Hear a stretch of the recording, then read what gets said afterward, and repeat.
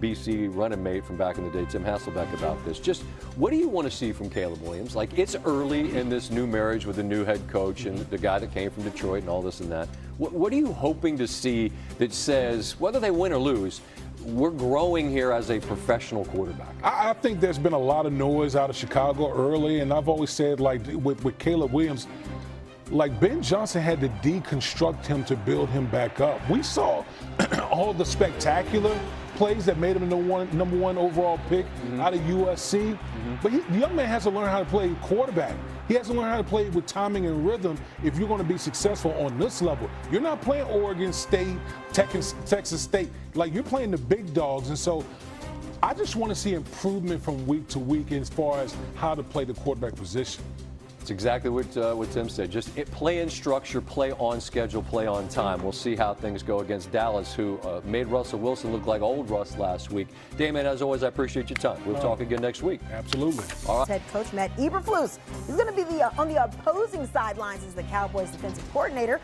Eberflus became the first Bears coach to be fired during the season after going 14-32 during his tenure in Chicago. On Thursday, he downplayed the significance of his return. In terms of going back to Chicago and playing with our fellas there and all the guys, we're keeping the process in our preparation the same as we always do, and I'm always grateful, and have much gratitude for my whole coaching career, so I always look back at everything, how you can learn, how you can grow, and get better and improve, and that's the biggest part of experience. There's always hard moments. In coaching, you always are disappointed when you lose, and because you put so much into it. The players put so much into it, and you're most disappointed for the players. And and then once that settles in and you work to the next day, the sun comes up and you move forward. You learn, you grow, and you keep going. And that's what true grit is, right? And that's what we're all about. What do you think the reaction is going to be Sunday? I haven't thought about it. He hasn't thought about it. Lies. 14-32 record in Chicago. That's the third worst winning percentage in Chicago Bears history. But I want to be honest, Chicago hasn't been dealing with their share of struggles. But B-Mac, he said he hasn't put too much thought into it. What, do you believe him? Yeah, I honestly believe him because, unfortunately, it didn't work out for either side when Matt Eberflus was the head coach there in terms of wins and reaching the level of expectations that many had for him throughout his time there in Chicago. But one thing we can say, it wasn't like he left on bad terms.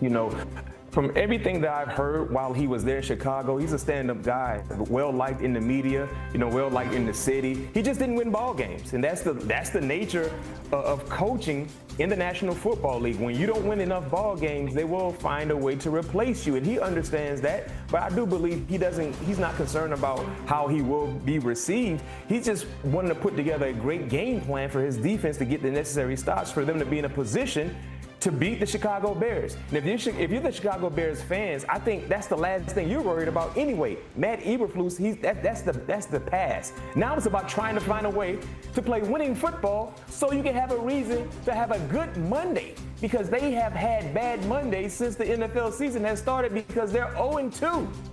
0-2. So I think that's more of a concern than anything. If you're cheering for the Chicago Bears, you're not worried about Matt Eberflus. You're worried about what type of product will be on the football field, because those fans are tired of having drunken Mondays since the season has started. He's lucky he's the defensive coordinator and not the head coach, because they're not going to boo the defensive coordinator, at least to the extent that you think they're going to boo him. Now, they'll boo him when he shows up on the Jumbotron, and if the stadium videographer is doing his just job, you'll have him on the Jumbotron a lot, right? But he won't get booed as if he was the head coach or the opposing starting quarterback.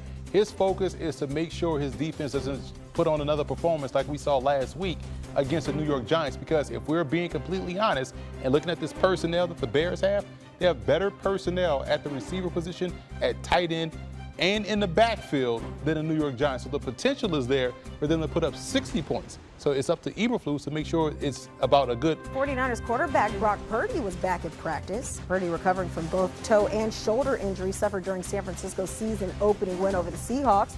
Opposed to just the starter, both Purdy and backup quarterback Mac Jones spoke with the media on Thursday. Here's Purdy on his progress from his injuries.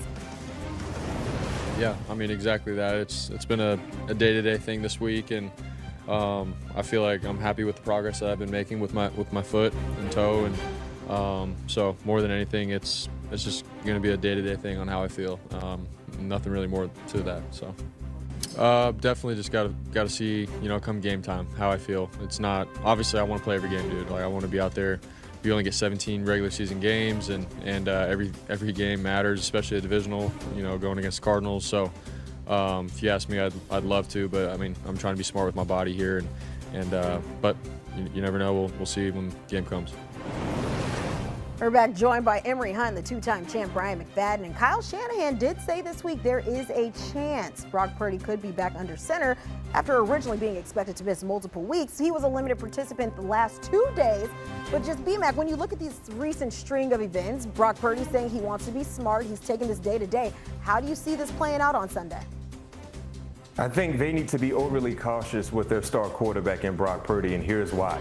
You're 2-0, right? And one of your victories came against a divisional foe. So I don't necessarily want to say you're playing with house money, but you kind of are playing with house money, seeing where you're currently sitting with your overall win-loss record. And then when you just look around throughout the entire National Football League, we just saw what happened to Joe Burrow, right? Seeing that he is potentially out until late December.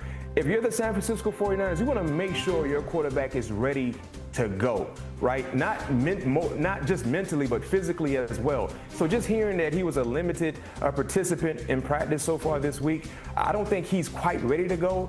And if you force him into action, he might have a setback that could linger for a longer period of a time compared to where he currently sits. So me personally, Emory, if he's not ready to go, if he can't give you a full good work day, getting ready for this game against the Arizona Cardinals, sit him out one more week and get ready for the next week. I totally agree, because at the end of the day, we watched the Arizona Cardinals front seven do a great job in bringing down Bryce Young last week with the Carolina Panthers. And if you can't get out there and play your game, just predicated on mobility, it'll be tough for him to get out there and be Brock Purdy in a situation where he's not 100%. Mac Jones did well enough against New Orleans. I can expect him to do the same thing, if not a little bit better, against Arizona. You can kind of take this week off, get him fully healthy, because again, yeah, we're seeing him doing limited practice with no pads on and just a helmet or whatnot and shells. This is different than in an actual football game in a divisional opponent where they're going to get after you and try to make you not play for the rest of the season. I would say sit this one out. Confidence in Jake Browning, but Emory, where's your confidence level? Is right there. I have confidence in Jake Browning. He's 4-3 as a starter in Cincinnati. He has the confidence of the team, and he has confidence against this opponent who he got cut by, and let them know that, hey, you shouldn't have cut me. This is what you get for cutting me. We always seen that clip where he was screaming on the sideline. So I like him going into this matchup against the Minnesota Vikings. And you see right there, 4